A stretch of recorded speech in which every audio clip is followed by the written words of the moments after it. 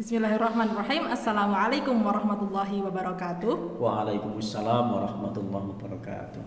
Alhamdulillah kembali lagi di channel Pondok Pesantren Asy-Syifa Muhammadiyah Bantul. Dan kali ini kita kembali lagi dengan Ustadz Husnul Azhar atau Uca ya. Assalamualaikum Ustadz. Waalaikumsalam warahmatullahi wabarakatuh. Ya, Mbak apa Hanin sehat? Alhamdulillah Ustadz sehat. Ustadz Ya. apa kabar? Alhamdulillah sehat. Alhamdulillah. Insya Allah sehat terus ya Ustadz ya. Amin. Ya, jadi kali ini kita akan membahas materi-materi seperti sebelumnya, bahwasanya sebelum-sebelumnya Ustadz Azhar sudah membahas banyak materi yang memang dikategorikan cukup berat, dan kali ini juga insya Allah akan cukup berat. Jadi silahkan persiapkan otak untuk berpikir ya.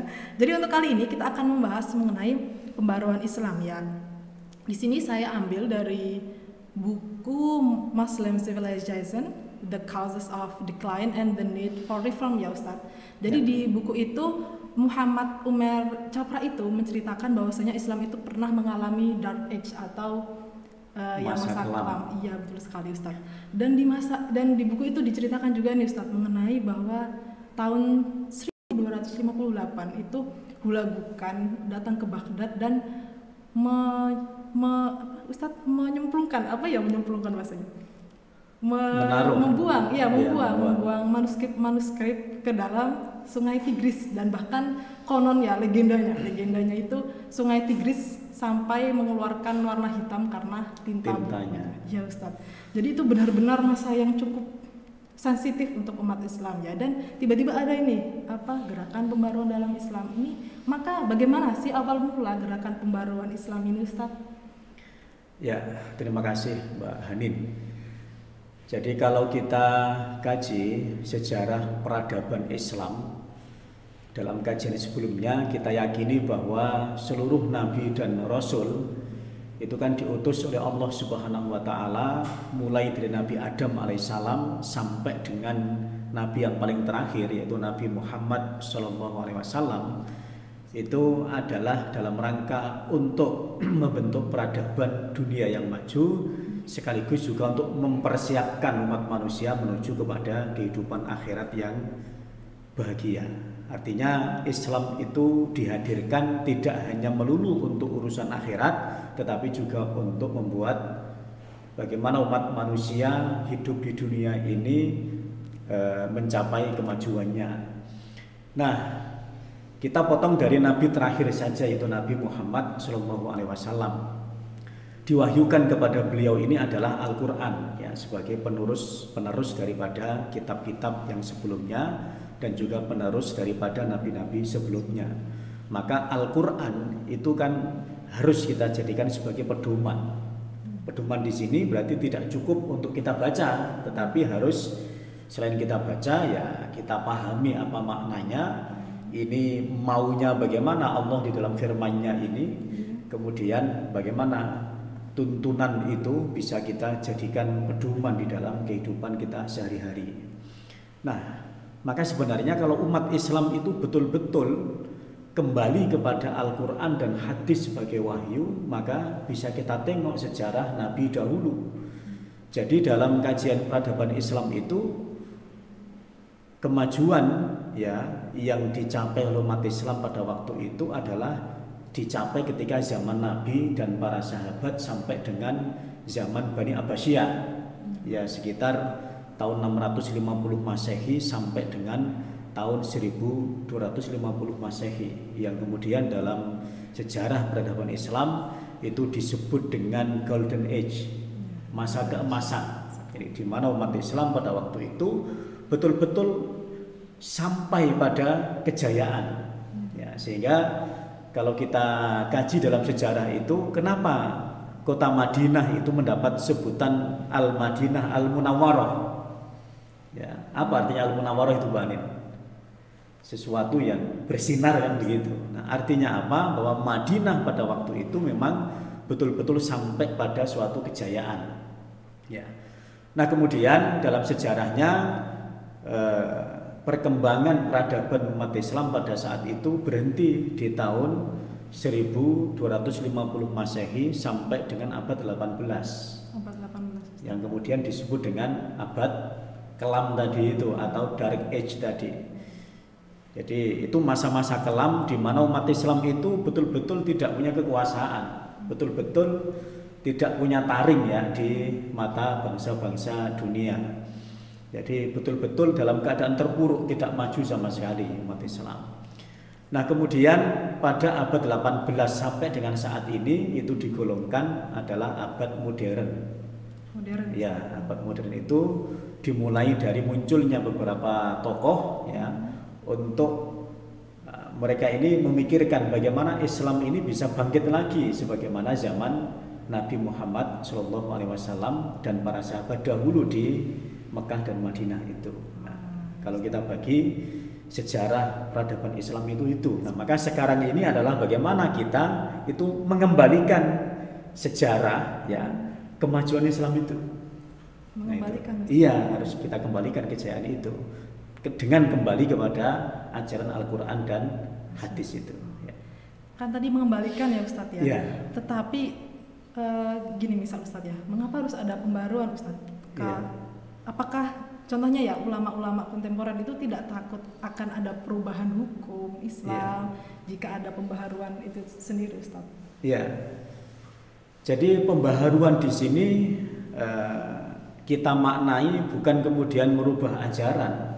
Tidak dalam makna itu, tetapi pembaharuan di sini adalah kalau misalnya lah ya salah satu apa yang menjadi titik tolak Muhammadiyah di dalam gerakan agamanya. Ya, pembaharuan itu kan kemudian dinamakan dengan gerakan tajdid. Ya, toh?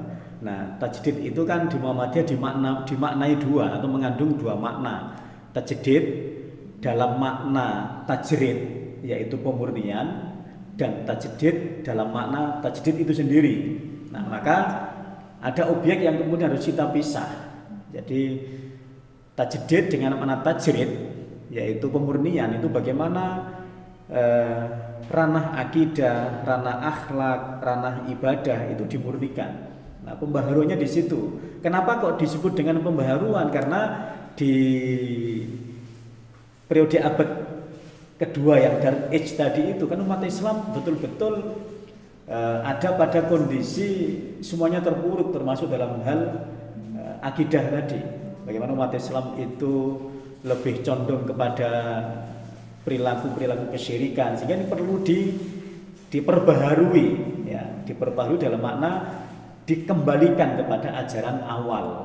Nah, jadi tidak kemudian membuat ajaran baru tidak, ya, tapi dimurnikan. Pembaharuannya adalah dalam makna tajdid tadi. Nah, kemudian tajdid dengan makna tajdid itu sendiri bagaimana? Yaitu ranahnya ada ranah muamalah, ranah dunia.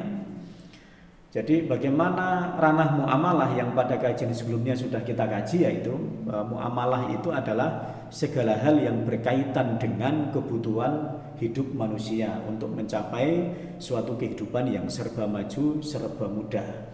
Nah, kalau itu harus kita kita tajdid, ya, kita dinamisasi, kita sesuaikan dengan perkembangan zaman. Dan untuk ranah muamalah ini memang tidak ada namanya bid'ah. Jadi kalau muamalah itu seperti yang kita kaji sebelumnya adalah hukum asalnya adalah mubah. Al aslu fil muamalati al-ibahatu. Hukum asal muamalah itu adalah mubah, boleh dikembangkan sesuai dengan perkembangan zaman. Ya, hatta yadullat dalilu ala tahrimi, sampai ada dalil yang benar melarang. Kalau tidak ada yang melarang berarti ya kita kembangkan.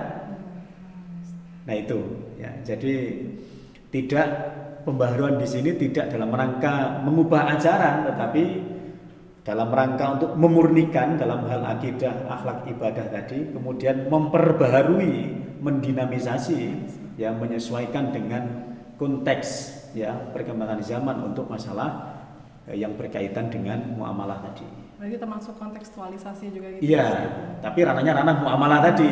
Iya, bukan masalah ibadah. Iya. Jadi ibadah hanya tajrid saja ya Ustaz. Iya. Ranah akidah, ranah ibadah, ranah akhlak itu tajrid, harus dimurnikan. Bagaimana wahyu, Al-Qur'an dan hadis itu menuntunkan. Ya. Nah, begitu. Kalau ini kan sudah bahas nih tentang pembaharuan gitu ya Ustaz. Ya. Lalu siapa nih tokoh-tokohnya Ustaz? Kan pasti ada nih 1-2 orang yang memulainya. Iya. Saya amali dulu atau saya singgung sedikit tadi yang belum sempat saya singgung tadi, bahwa kenapa kemudian muncul tokoh-tokoh membaharu itu. Ya, jadi pada periode yang kedua tadi, yaitu periode ketika umat Islam itu mengalami dark age tadi, masa kelam tadi, itu kan ada sebab, Mbak Hanin. Jadi pada waktu itu salah satu sebab yang kemudian ya menjadikan umat Islam itu terpuruk itu kan karena umat Islam sudah menutup pintu ijtihad. Jadi ijtihad pada ranah muamalah itu dianggap sudah selesai tutup. Ya, kemudian faktor kedua yang kemudian menjadikan umat Islam terpuruk itu adalah umat Islam sudah tidak mau lagi bersinggungan atau mengembangkan ilmu pengetahuan dan teknologi. Padahal dua ranah ini kan ranahnya muamalah. Yang kalau tidak dikembangkan, ya agama tidak akan berfungsi. Ya, agama sudah ya bisu nanti akhirnya agama itu. Kenapa? Ya karena itu yang seharusnya kemudian kita terus perbaharui, ya kok malah didiamkan. Nanti apa-apa nanti ujungnya bisa haram itu.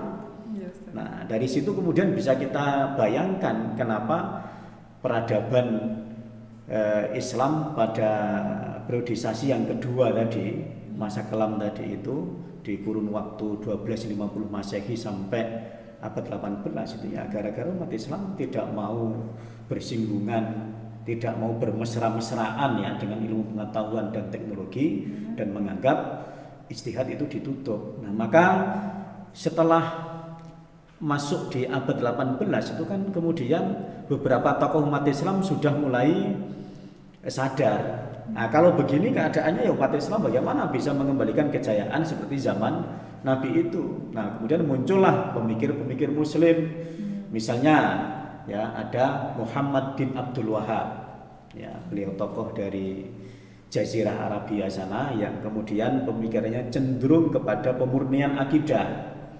Jadi pada saat itu umat Islam kenapa tidak maju-maju bagi beliau? Nah, karena umat Islam masih terpuruk dan masih asyik dengan kesyirikan. Ya contoh mudahnya begini Mbak Ani. Kita bisa melihat film-film Indonesia di tahun-tahun sebelum tahun 90. Ya. Itu kan kalau orang pengen terbang itu tidak mikir bagaimana bikin pesawat terbang, tapi bagaimana bisa naiki daun pisang ya bisa terbang misalnya. Nah, itu. Bagaimana bisa berjalan di atas air. Tapi bangsa Eropa sudah mikir bagaimana bisa membuat kapal yang canggih, ya, membuat pesawat terbang yang canggih. Itu kan gara-gara umat Islam masih terpuruk kepada kesyirikan tadi itu. Maka bagi Muhammad bin Abdul Wahab, beliau menyampaikan bahwa salah satu titik pokok daripada kemunduran umat Islam itu adalah karena akidahnya sudah tidak murni lagi. Itu salah satu contoh misalnya dari tokoh pembaharu. Yang lain misalnya ada Muhammad Abduh, kemudian ada Rashid Ridho yang pemikirannya saya kira hampir-hampir sama. Pemikiran kedua tokoh ini menyampaikan bahwa ya umat Islam harus mengambil pemahaman bahwa ijtihad itu harus diperbaharui. Karena sekarang begini Mbak Ani, bagaimana kita itu bisa hidup di dunia ini ya kalau kemudian kita itu apatis atau tidak mau menerima perkembangan zaman. Padahal agama tadi kan sebagai pedoman, toh? Ya, jadi apapun yang kita hadapi dalam kehidupan ini harus kemudian kita hadapkan dengan kaidah agama. Ini boleh atau tidak. Nah itu. Nah kalau kemudian tidak dihadapi begitu ya nanti apa-apa bisa haram nanti. Naik motor bisa haram, ya. Nanti naik pesawat juga bisa haram. Kenapa? Nabi dulu naiknya unta, Nabi naiknya kuda. Tekstual gitu. Nah, nanti tekstual sekali nanti. Padahal itu ranah dunia yang kemudian harus diistiadatkan boleh atau tidak. Padahal coba sekarang perkembangan teknologi begitu besar. Ya, umat Islam ya sementara ini umat Islam masih menjadi negara konsumen saja. Ya, negara-negara yang berbasis Islam itu kan masih menjadi konsumen semua. Belum bisa menjadi negara yang memproduksi atau yang mengembangkan kan belum. Ya. Nah kalau kemudian di dalam kita menggunakan teknologi aja masih berpaham itu tidak boleh, nanti kapan kita bisa maju? Karena tadi masih ada kesalahpahaman ya bahwa ranah muamalah tadi dianggap sebagai sesuatu yang bukan bagian dari agama itu. Nah itu beberapa pemikir nanti kemudian ya banyak tokoh-tokoh yang lain yang itu tokoh pemikir dunia tadi ya. Kemudian kalau di Indonesia ya ada Ki Hajar Dahlan, ada Ki Hajar Asy'ari, itu kan tokoh-tokoh Nusantara yang berusaha untuk membawa paham-paham itu untuk dibawa ke Indonesia, tentunya dengan modifikasi ya, disesuaikan dengan keadaan Nusantara pada saat itu. Iya. Kan tadi Ustadz sudah menjelaskan nih mengenai berbagai pemikiran dan juga tokohnya nih Ustadz. Iya. Ini menurut Ustadz nih, bagaimana pemikiran tokoh yang cenderung, mungkin ya tokoh-tokoh kontemporer ini, pemikiran Islam kontemporer yang cenderung liberal, kemudian cenderung sekuler, dan contohnya mempertanyakan reinterpretasi Al-Quran dan lain sebagainya, otentisitas Al-Quran dan lain sebagainya. Ini menurut Ustadz bagaimana nih? Ya, kalau tentang otentisitas Al-Quran nanti mungkin akan kita buat kajian tersendiri ya, bagaimana dalam sejarah Al-Quran itu memang betul-betul masih terjaga kemurniannya, mulai dari pewahyuan sampai dengan kodifikasi. Itu mungkin perlu kita kaji sendiri itu.